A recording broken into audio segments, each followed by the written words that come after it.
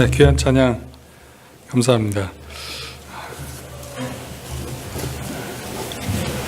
제가 참 좋아하는 방송 프로그램이 하나 있었습니다. 진짜 사나이, 여러분 혹시 아시나요? 진짜 사나이. 연예인들이 군생활을 경험하는 건데요. 아무래도 제가 또 예사로운 군대를 안 나와서 특별한 제가 군대를 나왔잖아요. 그래서 그런지는 모르겠지만 군에 관련된 영화 또는 다큐멘터리가 있으면 이상하게 눈이 가서 꼭 보게 됩니다.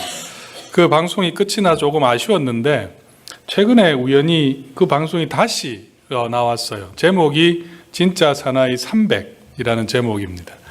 이제 300명의 한국에는 정예 용사들이 있대요. 잘 몰랐는데 그 연예인들이 그 훈련을 마치고 그 300 용사에 들어가기 위해서 아마 테스트를 하는 뭐 그런 내용인 것 같습니다. 그래서 제가 한번 이제 그것을 봤는데 지금 하는 내용은 연예인들이 3군 사관학교를 입교하는 거예요. 3군 사관학교는 장교를 만드는 곳입니다. 장교를 만드는 그곳에 들어가서 이제 훈련을 받는데 그 훈련 받는 장면에 훈련 교관이 이런 말을 해요. 그 연예인들이 잘 못하잖아요. 좌우양우, 뭐 뒤로가 앞으로가 이런 아주 힘든 훈련을 잘 못하니까 그 훈련 교관이 이렇게 말을 했습니다. 전 이 말이 참 이번 설교 아주 관련이 된다는 생각이 들었는데 장교가 되는 것은 누구나 꿈을 꿀 수 있습니다. 하지만 장교는 아무나 될 수 없습니다. 제가 그 말을 딱 듣고 두 가지로 적용을 했습니다. 새벽 기도를 하는 것은 누구나 꿈을 꿀 수 있습니다. 하지만 아무나 할 수는 없는 겁니다. 또 이번 설교 주제와 관련해서 강한 믿음의 사람은 누구나 꿈은 꿀 수 있어요. 하지만 그 강한 믿음의 사람은 아무나 될 수는 없습니다. 참 말은 귀에 걸면 귀걸이고 코에 걸면 코걸이죠.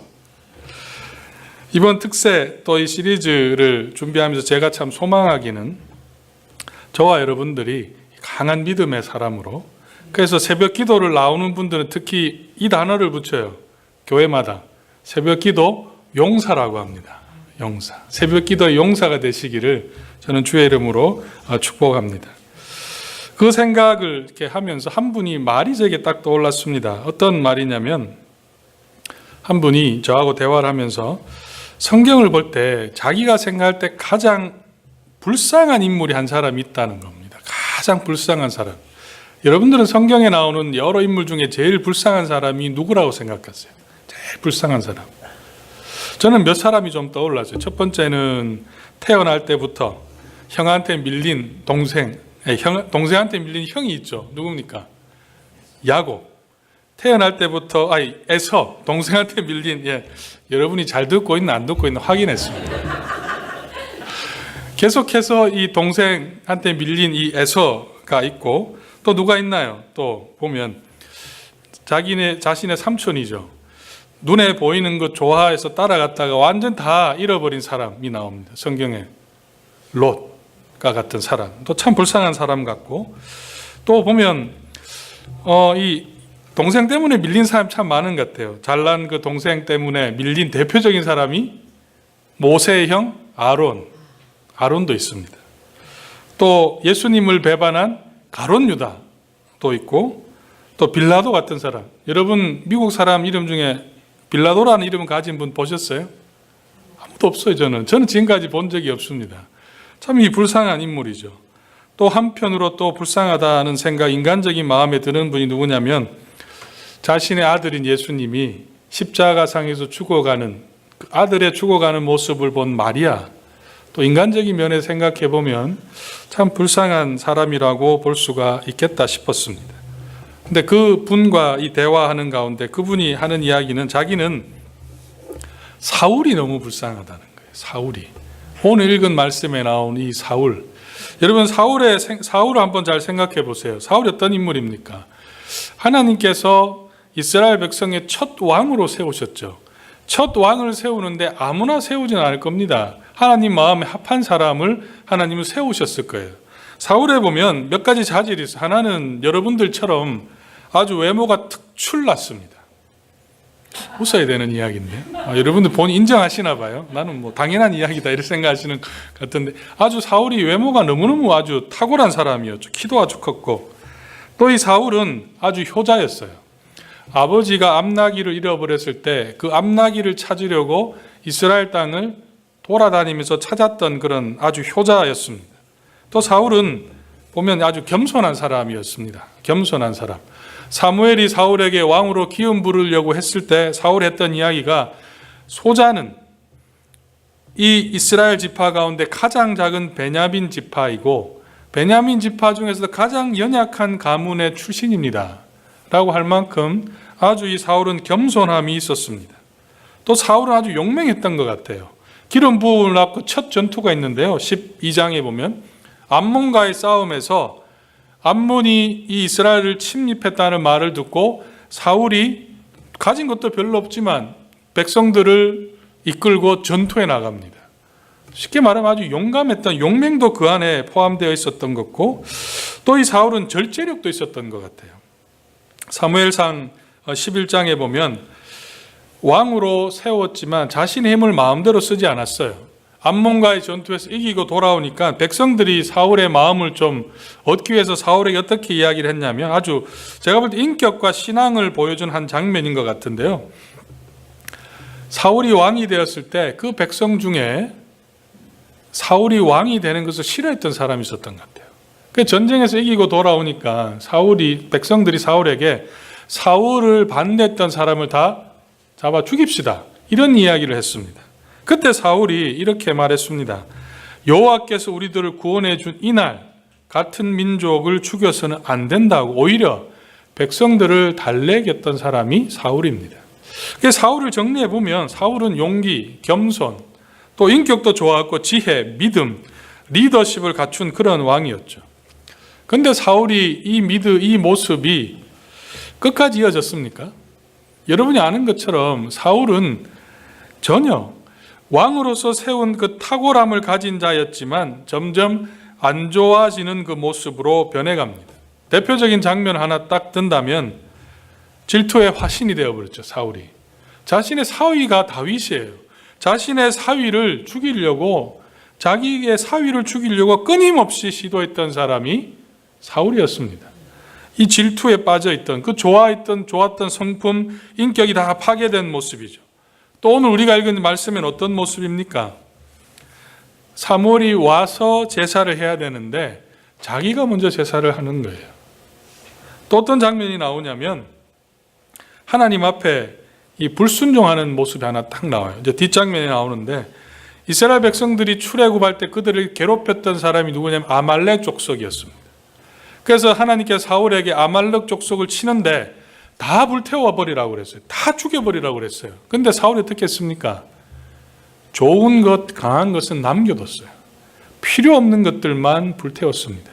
그때 사울이 남겨두었던 사람이 누구냐면 아각입니다. 아각 왕. 그리고 이게 어떻게 연결이 되냐면 에스더까지 연결이 돼요.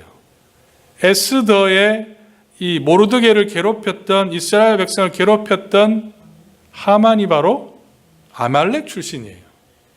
하나님께서는 다 이유가 있던 거예요. 이유가 있어서 다 멸하라고 그랬는데 이 사울은 좋은 것들만 다 남겨두었습니다.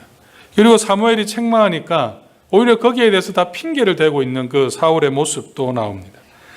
가장 그의 이 월스트한 모습은 하나님의 손에 의해서 이 왕이 된 자임에도 불구하고 하나님께서 자신에게 말씀하지 않았다고 신접한 여인을 불러놓고 전쟁에서 이길지를 물어보는 장면. 쉽게 말하면 점치는 사람 불러놓고 전쟁에서 이길 수 있겠습니까? 없겠습니까? 물어봤던 사람이 바로 이 사울입니다. 그의 인생을 전체적으로 한번 쭉 보면 왕이 되었을 때가 그 인생의 최정점인 것 같아요. 믿음으로 치면 최정점이고 갈수록 그의 인생은 하락하는, 떨어지는 인생입니다.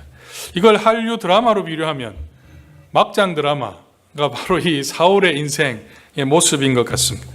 시간이 지나면 지날수록 그 믿음이 더 좋아져야 되는데 오히려 이 사울의 삶은 점점 안 좋아지는 것으로 추락하고 그의 인생의 마지막은 어떻게 됩니까? 마지막은 비참하게 자살로 그의 인생이 끝이 나는 것이 성경에서 보여주고 있는 이 사울의 모습이죠. 저는 저와 여러분들의 인생이 처음보다 나중이 더 나은 인생이 되기를 주의 이름으로 축복합니다. 하나님과 가족들이 볼 때 더욱 아름다운 인생이 되시기를 진짜 바라고 저는 기도할 겁니다. 시간이 갈수록 여러분의 자녀들이 볼 때 내가 제일 존경하는 사람은 우리 아버지다, 이런 말을 듣고 내 어머니를 가장 존경한다, 며느리가 볼 때 시어머니가 내가 가장 존경한다, 그런 인생이 되면 참 좋을 것 같아요. 그리고 또 하나 제가 조금 세상적인 표현으로 쓰면 여러분이 가는 곳곳마다 이 영적인 아우라 쫙 이렇게 나타나는 그런 인생이 되시기를 저는 참 바라고 소망합니다. 그런데 여러분, 아멘 하시는 분에게 이런 은혜가 있어요. 이럴 때는 아멘 하셔야 돼요. 그런데 이런 인생을 꿈을 꾸지만 꿈대로 다 되는 것 같지는 않습니다. 성도 여러분, 강한 믿음의 사람 어떤 사람일까?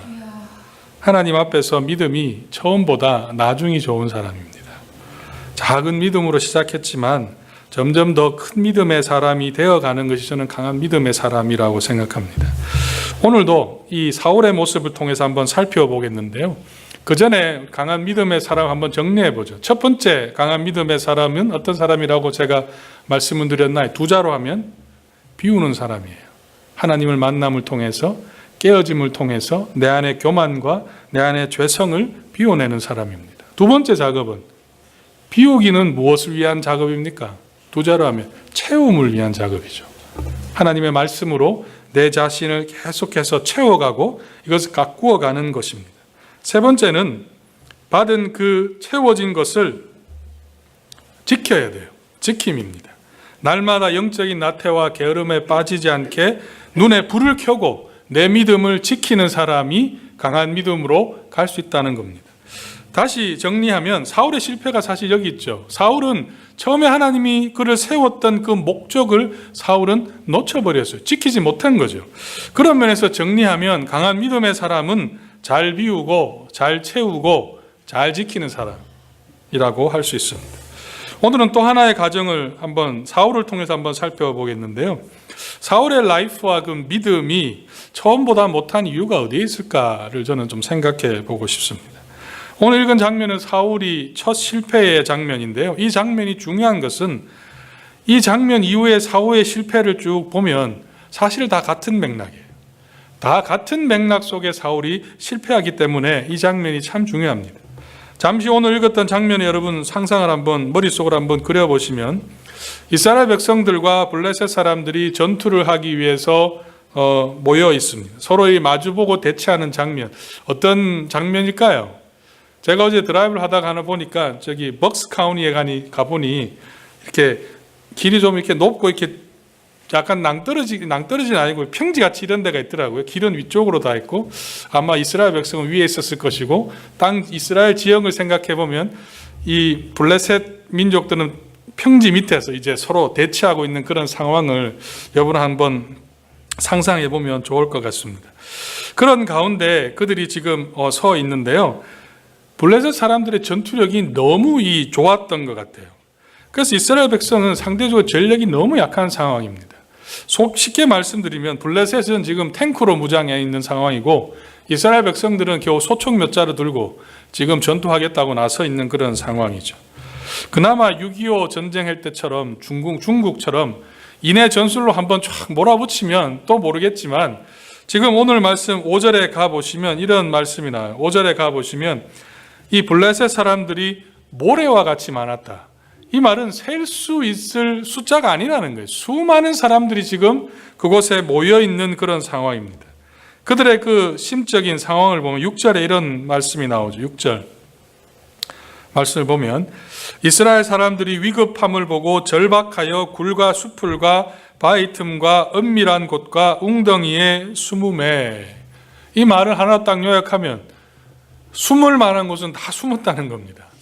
전투를 해서 지금 싸워야 되는 그 상황 속에 이스라엘 군인들은 자기가 피할 수 있는 곳에 지금 다 들어가 있는 그 상황을 말씀하고 있는 거죠. 전투를 해야 되는데 이런 상황이면 전투를 이길 수 있을까요? 없을까요? 사기가 지금 다 떨어져 있는 상황입니다. 이길 수가 없는 거예요. 지금 전력상으로도 열세인 상황에 지금 백성들조차도 사기가 지금 다 떨어져 있어서 이런 상황을 전쟁을 해봐야 지는 것은 안 봐도 비디오입니다. 질 수밖에 없는 그런 상황이죠. 그럴 때 하나 이길 수 있는 유일한 방법이 있어요. 이길 수 있는 유일한 방법. 여러분 2002년, 2018년 월드컵에 한국이 독일을 이길 수 있던 이유가 무엇입니까? 딱 하나죠. 정신력입니다. 정신력. 정신력으로 하면 이겨낼 수 있는 거예요. 그런데 지금 상황에 그 정신력조차도 바닥에 추락이 되어 있는 겁니다. 소수가 이길 수 있는 길은 정신력이 아니면 이길 수 없는 거죠. 그래서 이 이스라엘 백성 사울이 어떻게 했냐면 전투 현장에 영적인 힘을 불어넣어 줄 사람은 사무엘입니다. 전투 현장에서 이 사무엘을 기다리고 있는데 8일을 기다리고 있는데 이 사무엘이 나타나지를 않는 거예요. 약속된 시간이 와도 도착하지 않고 또 어떤 일이 생기냐면 사기가 떨어지니까 이 백성들이 이제 도망치는 백성들이 그 속에서 막 나오기 시작했습니다. 하나로 뭉쳐 있어도 지금 이길지 모르는 그 상황 속에 흩어지면 뭐 이제는 끝입니다. 전투에서 지는 것은 당연한 것이고 살아남을 수 있는 그 가능성마저도 보장할 수 없는 그 상황입니다. 아마 이 사울은 몸과 마음이 바짝 타들어가고 있었던 것 같아요. 아마 이 6일, 7일의 그 사울의 그 시간은 아마 불면증에 시달리지 않았을까. 잠도 잘 자지 못했을 것 같습니다. 여러분 이런 상황이 되면, 어려운 상황이 되면 부정적인 생각이 많아지나요? 긍정적인 생각이 많아지나요? 사람들은 긍정적인 생각보다는 부정적인 생각이 더 많아요. 꼬리에 꼬리를 무는 거죠. 걱정이 막 끊임없이 오기 때문에 잠을 못 자는 것 같습니다. 아마 사울도 그러지 않았을까. 그리고 사울이 그 밤의 고민 끝에 8절에 이렇게 자신의 부하들을 부릅니다.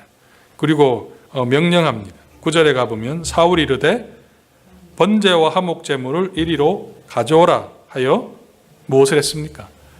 번제를 드렸습니다. 사무엘이 해야 될 그 제사를 지금 사울이 자신이 했다는 겁니다.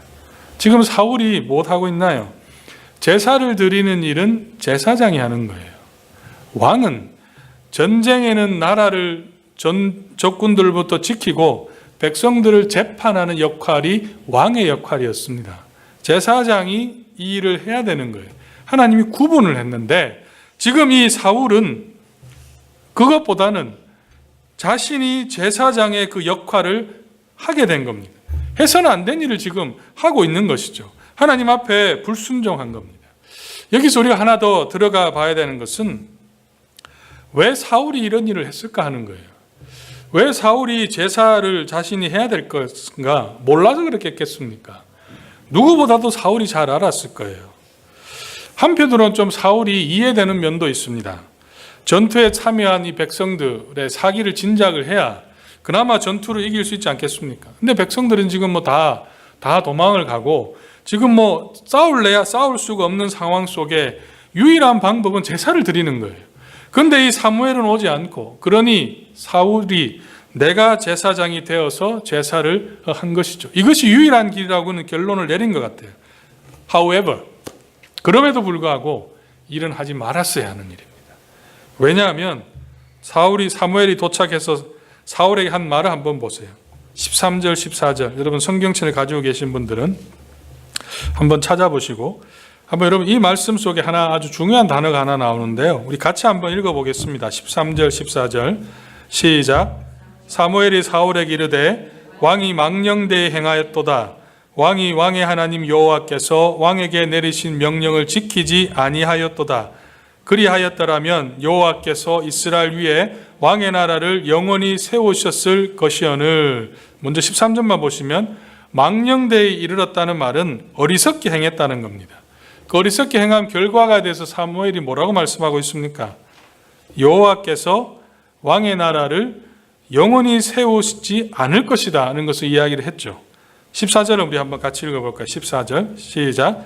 지금은 왕의 나라가 길지 못할 것이라 여호와께서 왕에게 명령하신 바를 왕이 지키지 아니하였으므로 여호와께서 그의 마음에 맞는 사람을 구하여 여호와께서 그를 그의 백성의 지도자로 삼으셨느니라 하고. 왕의 나라가 영원하지 않을 것입니다 는 것을 말하고 14절에는 무엇을 말했습니까?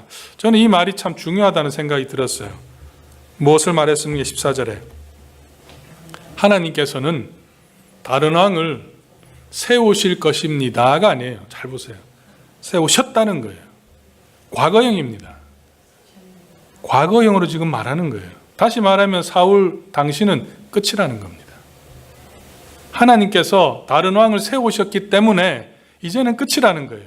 나라에 두 왕이 있으면 어떻게 되겠습니까? 그 나라가 바로 갈 수 없는 겁니다. 지금 사울은 제사 한번 드렸는데 하나님께서는 이제 아예 그 왕의 자리까지도 박탈시켰다는 겁니다. 더 재밌는 사실은요, 이 전투에서 이스라엘이 이겼을까요? 졌을까요?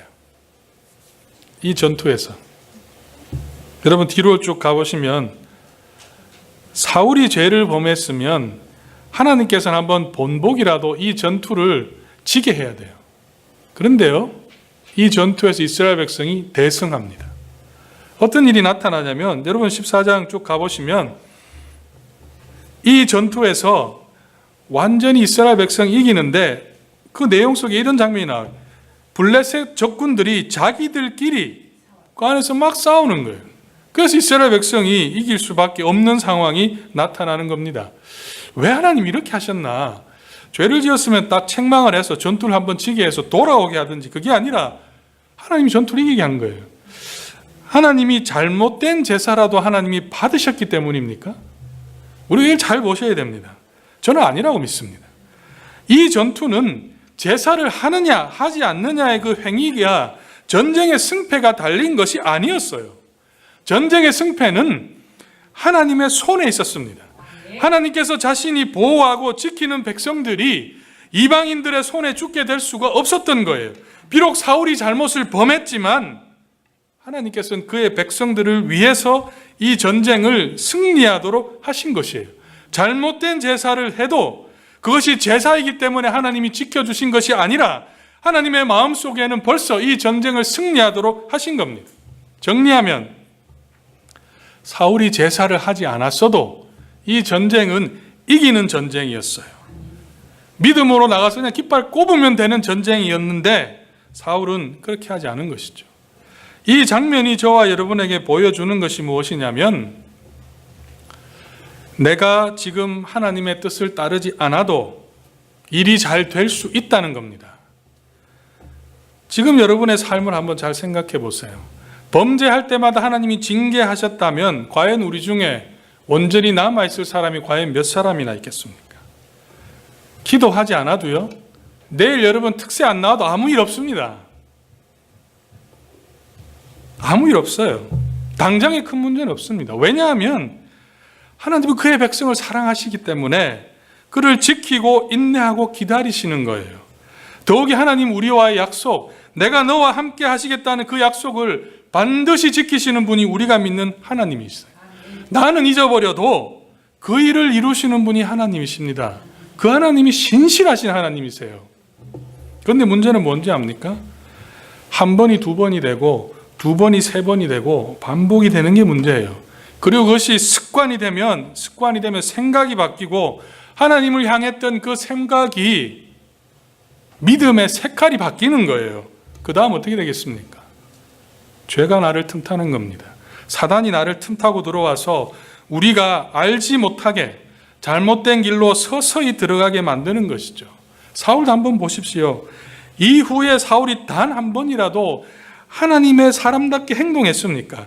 추락하는 것에 날개가 없다는 말이 맞아요. 사울은 계속해서 죄를 범하는 겁니다. 더욱 심각한 것은 그쪽으로 속력이 한번 몸이 돌아서면 돌이키기가 처음부터 너무 어렵다는 거예요.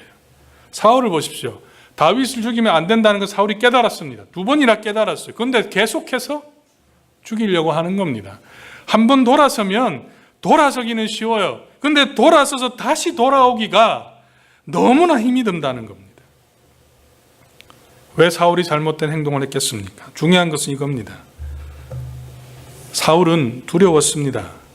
군사들이 도망을 가고 거대한 적군들이 탱크처럼 나를 위협하고 있었기 때문에 사무엘은 두려웠던 거예요. 사랑하는 성도 여러분, 제가 다시 한번 여러분 말씀드리겠습니다. 영적인 공격, 시험이 올 때 여러분 기억해야 될 것이 있어요. 저와 여러분이 싸우는 싸움은, 믿음의 전투는, 승패는 정해져 있다는 거예요. 누가 이깁니까? 우리가 이깁니다. 왜냐하면 예수 그리스도께서 십자가에서 죽으시고 부활하심을 통해서 사탄의 모든 세력들을 벌써 물리치셨기 때문에 그 예수 그리스도를 주로 고백하는 자는 전투에서 승리하게 되어 있어요. 그것이 성경에서 우리에게 가르쳐 주는 겁니다. 그러면 사단이 할 수 있는 건 뭐냐? 딱 한 가지입니다. 두렵게 할 수밖에 없어요. 우리를 두려워할 수밖에 없는 거예요. 그렇기 때문에 걱정과 두려움에 사로잡히면 우리는 잘못된 결정을 할 수 있습니다. 그래서 우리가 기도해야 되는 겁니다. 그래서 우리가 아주 구체적인 적용, 내일부터 새벽 기도 나와야 되는 거예요. 이 세상의 사람들은 나를 떠나도 이 세상의 왕이시고 우리 아버지 하나님이심은 절대로 우리를 떠나지 않습니다. 우리를 지키시고 보호하시고 함께 하시는 분이 우리가 믿는, 그래서 우리는 그분을 향해서 좋으신 하나님이다 고백하는 것이죠. 여기에 두려움을 극복하는 강한 믿음의 사람이 되기 위한 중요한 과정이 있습니다. 저는 이 말씀을 묵상하면서 그걸 좀 생각했습니다. 사울이 정말 두려워했던 것이 무엇일까? 사울이 정말 두려워했던 것, 전쟁에서 질 수 있다는 것이겠죠. 전쟁에서 지는 것. 전쟁에서 지는 게 왜 두려웠을까요? 사울은 전쟁에서 지는 것, 잡혀서 죽을 수 있다는 그 두려움, 왕이니까 뭐 제일 먼저 죽을 수 있겠죠. 근데 뒤에 가보면 사울이 그 죽음을 두려워한 것 같진 않아요. 암몬과의 싸움에도 자기가 나가고 또 마지막에 전투에서 자기 자살하는 것을 끝나는 것을 보면 죽음이라는 것 자체가 사울을 두렵게 한 것 같진 않습니다. 또한 이 사울이 얼마나 참 용감했던 사람이잖아요. 그럼에도 불구하고 사울은 왕이 된 지 얼마 되지 않아서 하나님의 뜻과는 정반대로 가서 자기 마음에 제사를 드렸을까? 그와 같은 행동을 한 그의 두려운 것이 무엇일까? 저는 이 말씀을 쭉 묵상하면서 사울의 인생에 제일 중요한 것이 뭔가를 저는 발견하게 됐습니다. 사울의 인생에 제일 중요한 것은 이거였습니다. 사울은 왕이라는 자신의 그 위치였습니다. 사울의 유일한 목적은 그 왕의 자리를 지키는 거예요. 그를 두려워하게 만든 것은 수많은 적들이 아니었습니다. 바로 수많은 적들을 통해서 내 왕의 자리를 잃어버릴까 하는 그 두려움이 있던 거예요. 그의 마음에는 왕을 세우신 하나님에 대한 관심이 없었습니다. 유일한 것은 내 자리를 지켜야 되는 겁니다. 왜 사울이 제사라는 그 일을 했겠습니까? 그 제사를 통해서 백성들을, 군사들을 안심시키고, 또 하나 중요한 것은 하나님을 움직여서 전쟁에서 승리함으로 내 자리를 지키는 것이었어요. 뒤에 나오는 사울의 잘못들은 딱 이거 하나입니다. 사울이 왜 다윗을 죽이려고 했겠습니까? 다윗이 내 자리를 위협한다고 생각했어요. 다윗이 내 사위지만 내 자리, 내 왕권을 위협하는 존재이기 때문에 다윗을 죽이려고 했습니다. 무당을 찾아간 것도 똑같은 거예요. 내 자리를 지켜야 되는 거예요. 내 자리, 내 위치를 하나님보다 사울에겐 더 소중했기 때문에 사울은 그렇게 한 것이죠. 조금 더 극단적으로 표현해 보면 사울에게는 하나님이라는 존재는 알라딘의 요술램프의 진이었습니다. 제사는 요술램프의 그 요술램프를 문지르는 행위밖에 되지 않아요. 하나님 나와서 나를 도와주십시오. 하나님 내 자리를 지키게 해주십시오. 성도 여러분, 사울의 잘못이 무엇인지 여러분 보이십니까? 사울의 잘못은 왜 왕이 자리를 지키려고 했느냐? 그 이유는 사울은 그 인생의 목적이 달랐기 때문입니다.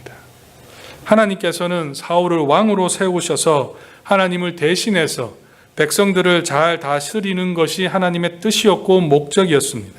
하지만 사울은 그 하나님의 뜻을 저버리고 자신의 위치를, 나의 이익을 위해 하나님을 이용하려고 했던 것이 문제였다는 겁니다. 그의 목적이 달랐습니다.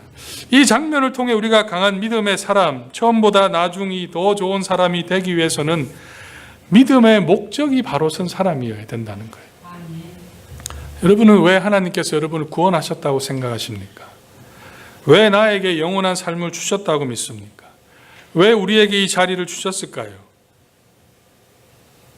확실히 이것을 알아야 우리가 두려움도 유혹도 이겨내는 사람이 될 수가 있습니다. 저는 여러분의 한번 여러분 스스로 한번 잘 질문해 보십시오. 여러분의 삶의 목적이 무엇입니까? 여러분이 이 자리에 예배하기 위해서 나온 이유가 무엇입니까? 여러분 하나님을 구원하신 그 목적이 무엇입니까? 왜 여러분들은 지난주에 낙심하고 불안해하고 힘들어하셨습니까? 결국 이유는 하나 이건 아닌가요? 내가 원하는 목적대로 되지 않기 때문에 그런 것 아니겠습니까? 내가 원하는 대로 내 자녀가, 내 남편이, 내 아내가, 주변의 사람들이 움직여줘야 되는데 하나님조차도 내가 원하는 것을 해주지 않고 내 목적을 위해서 내가 원하는 타임에 하나님이 움직이셔야 되는데 그렇게 되지 않아서 내가 기대한 반응과 결과가 나오지 않아서 우리가 낙심하고 좌절한 것 아니겠습니까? 성도 여러분, 우리가 분명히 하셔야 됩니다. 하나님은 우리의 목적을 위해서 존재하시는 분이 아니라는 사실이에요. 우리가 믿는 하나님은 우리의 눈앞의 이익을 위해서 진의가 되기 위해서 여러분을 구원해 주신 분이 아니라는 사실입니다. 여러분이 이 땅에서 필요한 것들 다 갖추며 살고 병이 들면 병이 낫고 돈이 없으면 돈을 주고 자녀들이 잘 되도록 하기 위해서 여러분들의 하나님이 되신 것이 아니라는 사실입니다. 하나님은 저와 여러분의 삶이 하나님을 위한 삶이 되기를 원하세요. 구원이란 우리의 삶의 목적이 바뀌었음을 의미합니다. 신앙이 자란다는 것은 이제는 내가 무엇을 위해 살아야 함을 깨달았음을 의미하는 겁니다. 사울의 문제는 그것을 놓쳐버렸어요. 아니, 관심이 없다고 말하는 것이 더 맞을지도 모릅니다. 그래서 자신의 목적을 위해서 기꺼이 하나님의 뜻도 저버렸던 것이 사울의 목적이었습니다. 여러분의 신앙생활의 목적이 여러분은 무엇입니까? 여러분은 무엇을 위해서 지금 이 땅을 살아가고 있으며 무엇을 위해서 지난 한 주 열심히 살았습니까? 삶의 목적이 바로 서지 못하면 강한 믿음의 사람으로 결코 살아갈 수 없다는 것을 여러분은 기억하셔야 됩니다. 그래서 강한 믿음의 또 하나의 과정은 세움입니다. 우리의 믿음을 삶의 목적이 바로 서야 합니다. 하나님의 백성으로서 받은 목적을 가지고 살아갈 때 우리는 이 세상 속에서 낙심이 아닌 기쁨과 감사 쪽으로 우리의 삶을 돌이킬 수가 있다는 겁니다. 요한계시록 4장 10절에 이런 말씀이 나옵니다. 여러분에게 우리의 삶의 목적을 제가 말씀을 드린다면 요한계시록 4장 10절에 오 주여 주는 영광과 존귀와 권능을 받기에 합당하시오니 주께서 모든 것을 창조하셨고 또 그것들이 주를 기쁘게 하려고 존재하며 창조되었나이다 하더라. 우리의 삶은 주님을 기쁘게 하는 것이 저와 여러분의 삶임을 꼭 기억하시기를 바랍니다. 내일부터 새벽 기도회를 우리가 모이는 이유는 삶의 목적을 다시 한번 점검하기 위함이고 우리의 목적이 하나님 앞에 바로 세워갈 수 있도록 버리기 위한 그 자리가 새벽 기도 자리입니다. 여러분의 인생을 삶의 위기는 우리 인생의 목적이 무엇인가를 하나님께서 보도록 하기 위해서 때로는 우리에게 위기의 시간도 지나가게 하시는 겁니다. 기도하겠습니다. 사랑의 아버지 하나님,